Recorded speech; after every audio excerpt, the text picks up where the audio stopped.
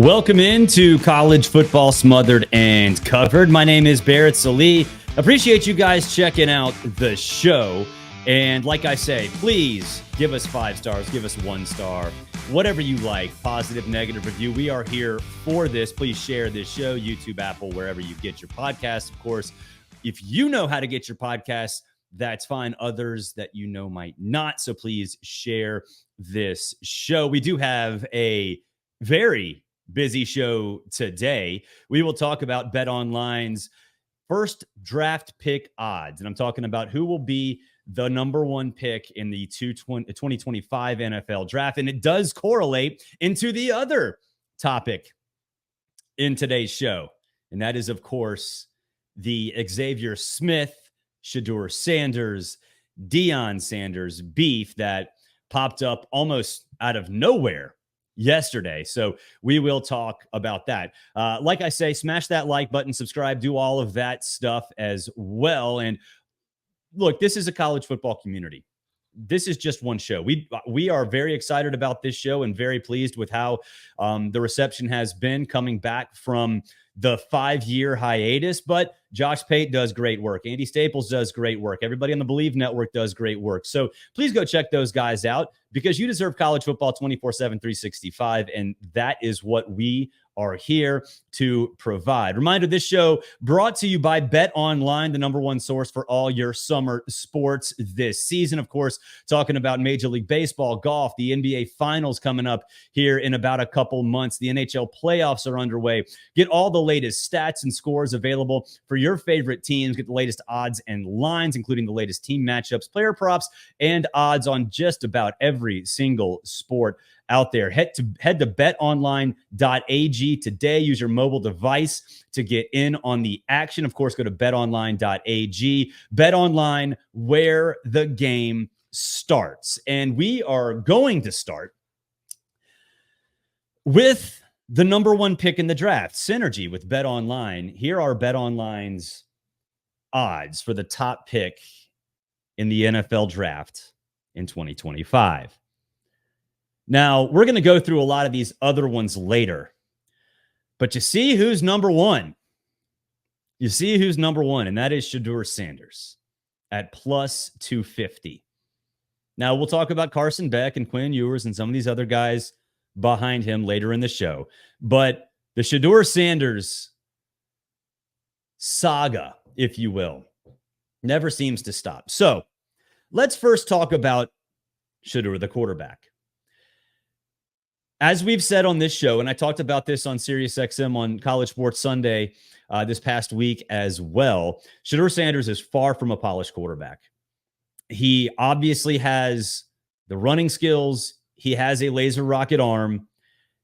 I think he does need to work on some things over the middle, work on that changeup a little bit. But most importantly, he needs to get rid of the ball a little sooner. And there are 2 ways to look at this. One, Shedeur got 0 help from his offensive line last year. It would be very hard for anybody to succeed behind that offensive line last year. Anybody who watched Colorado knows it. I think when you go back and look at that 3-0 start, it was Shedeur Sanders, it was Travis Hunter, and it was Dylan Edwards. And of course, Dylan Edwards left for Kansas State earlier this week. But those 3 guys essentially kept them in games and essentially won them those games. So Shedeur's got talent.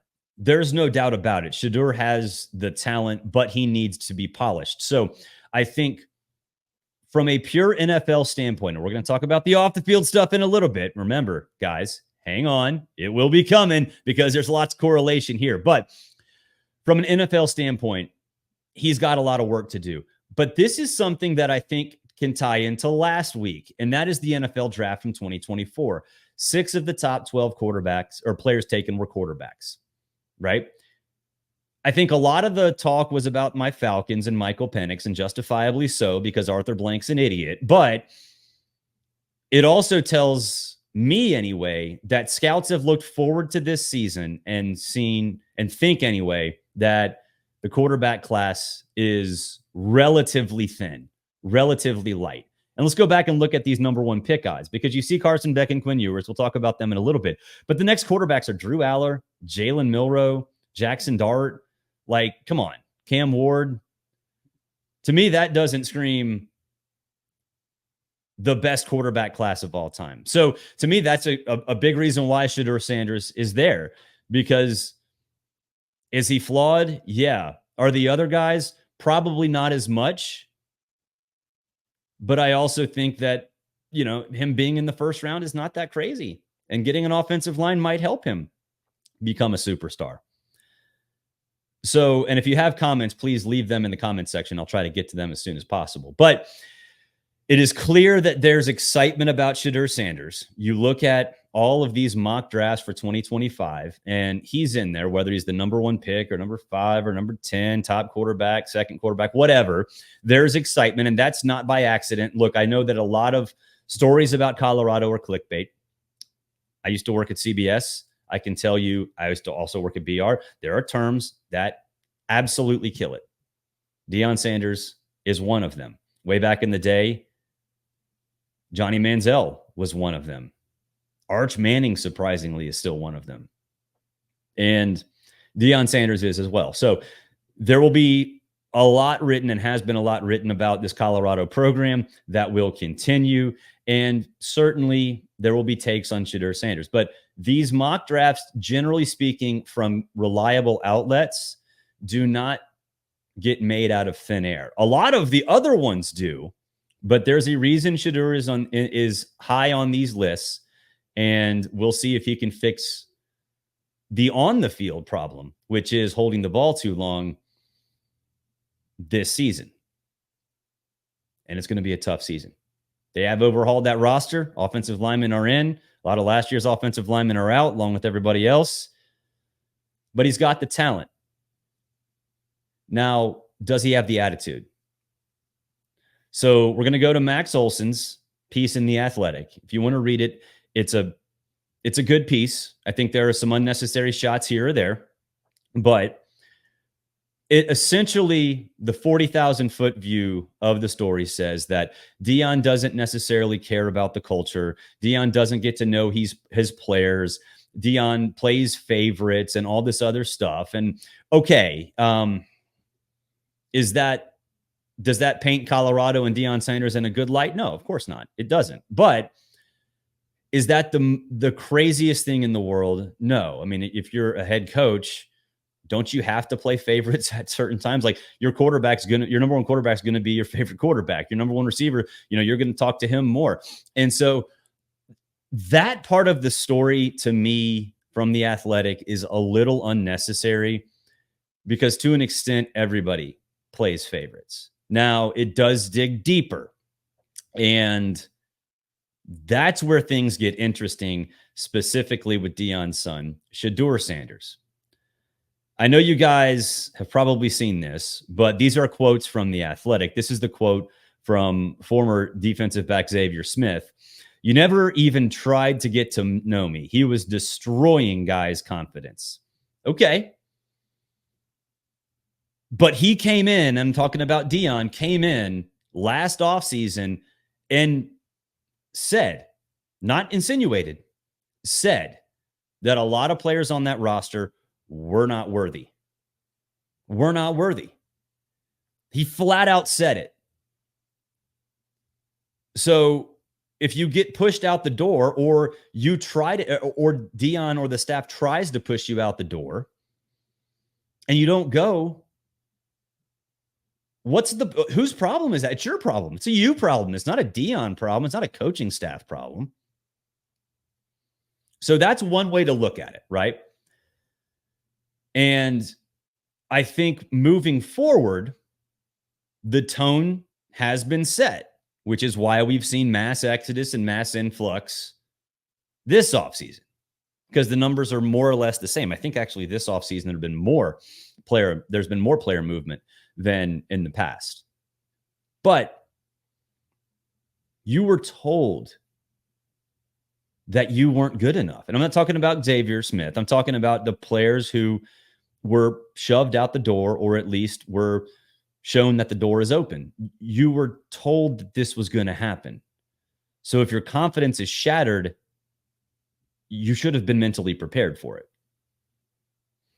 That part of the story I thought was a little unnecessary and painted Deion in a light that I think was a little unfair. However, Shedeur Sanders commenting on Twitter, I don't even remember him, to be honest. Bro had to be very mid at best. Okay. That's got to stop. That cannot be tolerated for a lot of different reasons. And we'll tie it back into the NFL odds from BetOnline in a second. But if your leader, if the son of your coach, if you're starting quarterback, he has 3 hats, right? Leader, son of head coach, starting quarterback. If you don't know who your players are, okay, that's one thing. You're with the offense, he's with the defense. You know numbers, you might know of people. It's a big roster, whatever, right? But you cannot say that because it shows a lack of leadership. It shows a lack of trust. It shows a certain level of dysfunction that is not only going to make high school families take a step back, it's going to change the minds of players who might transfer in, even just to be backups. Let's just say you're at Northern Iowa, Northern Arizona, or somewhere else, and you get a call from Deion, and you're like, "Hey, man, come to my team. You're going to be on the defensive line. You'll be a rotational guy. You'll be playing Power 5 football in the Big 12, and let's do this." And then you start thinking, wait a minute.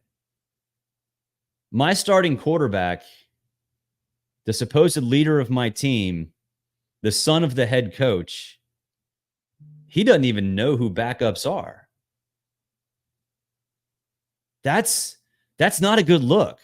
That's not a good look. And it doesn't speak to the culture because this is Deion's son. He has been told since the moment he was born to be a man. He was told from Deion from the moment that he started playing football how to act and how to represent the family, much less the program. So what happens when the next quarterback comes in? He's not going to have that grooming. He's not going to be Deion's son. He's not going to have 19, 20, 21 years of coaching from the same guy, because essentially that's what Shedeur Sanders is. He's been coached by his head football coach for 20 years. And if he hasn't learned those lessons, what kind of character will be the guy who comes in and starts next year? Will he be able to handle that pressure? That's scary. And that's the culture that these players need to worry about. That's the culture that Deion has to shy away from. He has to prevent that from happening. And his son, the leader, the starting quarterback, going out and saying crap like this is going to prevent players from all over to even consider Colorado. So to me, it's like, when you're getting your car waxed and, it looks all pretty, and then 3 days later it starts to rain and the shine starts to wear off. That's where we are right now with the Colorado program. The shine's starting to wear off. Is it gone? No. But it's going in that direction. The culture is a bit dysfunctional. And that's Deion's primary job now. You can turn over the roster. And Deion said he would, and he has, and it's going to be better. It was better last year. The roster's even better this year, and they might contend for a bowl game. Those are really, really big step forward. But you're not going to be anything more than a lower tier bowl team if you don't fix the way your leaders act. And so with Shedeur, it's on him. It's on him. So let's spin that back towards the NFL draft. Like we talked about, he's the number one. He's in BetOnline's odds. He's the number one quarterback in the mix. Do you think NFL teams are going to like this? Think NFL teams are going to say, hey, we're going to invest in you.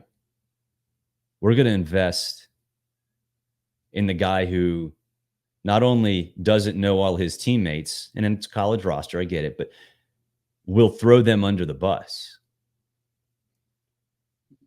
That's not what NFL teams are going to like. That's not how NFL teams operate. It's as much between the ears as it is in the arm.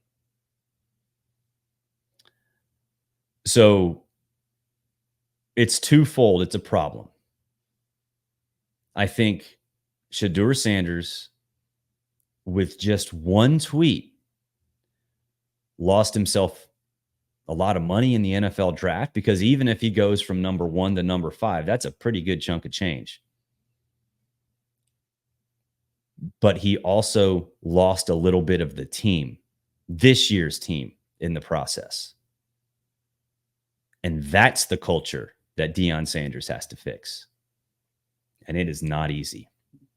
Speaking of culture, more synergy.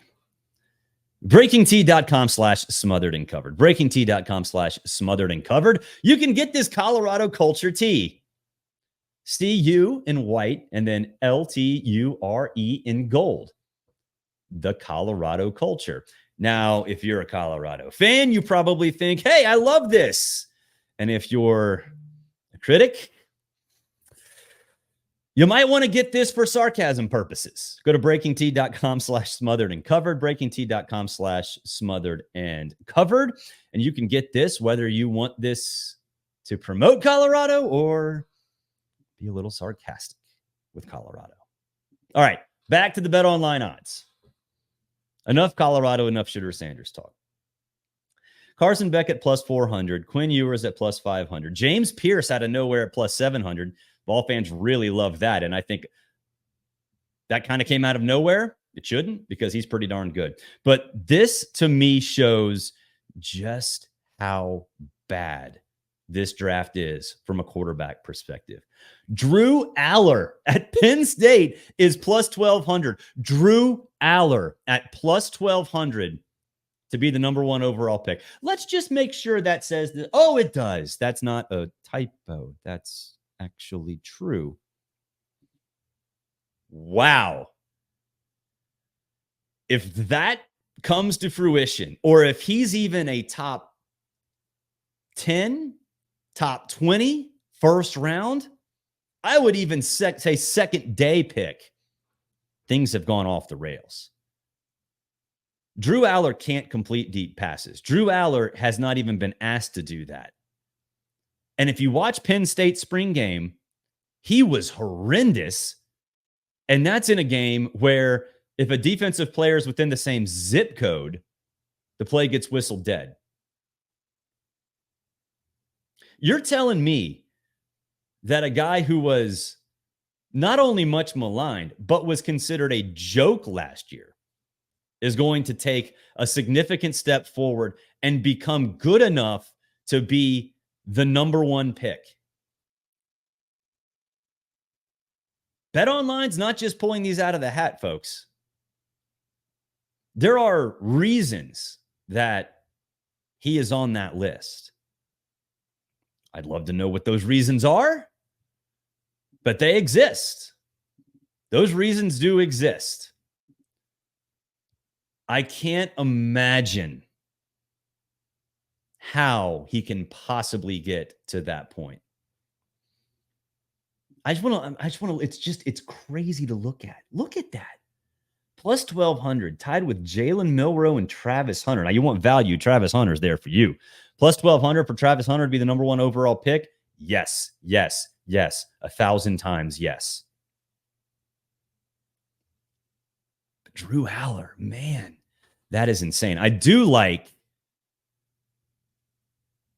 that Connor Wegman's on there. Now, I don't think Connor Wegman's going to be the number 1 overall pick. At +2,500, I still would stay away from that. But we talked about Brock Vandegrift earlier in this week, potentially being the guy that comes out of nowhere and becomes a first-round pick. And I truly believe that because he's got weapons all over the place. He's got a ton of talent. And he's in a system that I think it mirrors kind of what he had done as a backup.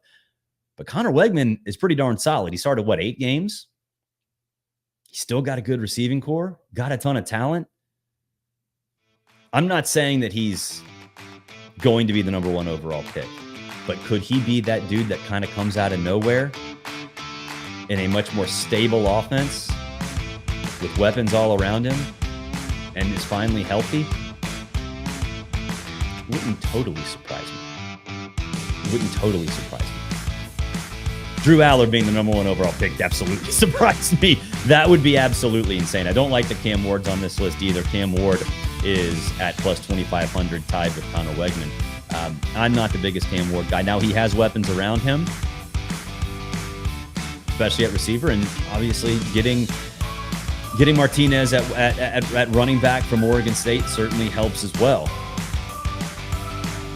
But it's telling that in those odds, Conner Weigman is tied with Cam Ward. Is it an indictment of Cam Ward, or is it a compliment to Conner Weigman? I think it's the latter. Because again, BetOnline does not pull these out of thin air. There are reasons why some of these guys are on there, like Garrett Nussmeier. Scouts talk. Odds makers know. Those big buildings in Las Vegas weren't built because odds makers made bad lines. It's the truth. So very interesting stuff here on College Football Smothered and Covered. That will wrap it up. Thank you for watching College Football Smothered and Covered, presented by BetOnline. Be sure to share this show wherever you get your podcast. Make sure you write us a review, give us 5 stars, give us 1 star. Don't forget to check everybody out there in the podcast world. College football is 24/7, 365, and you deserve all the content that we provide you here in the new media. Until next time, have a great day, everybody.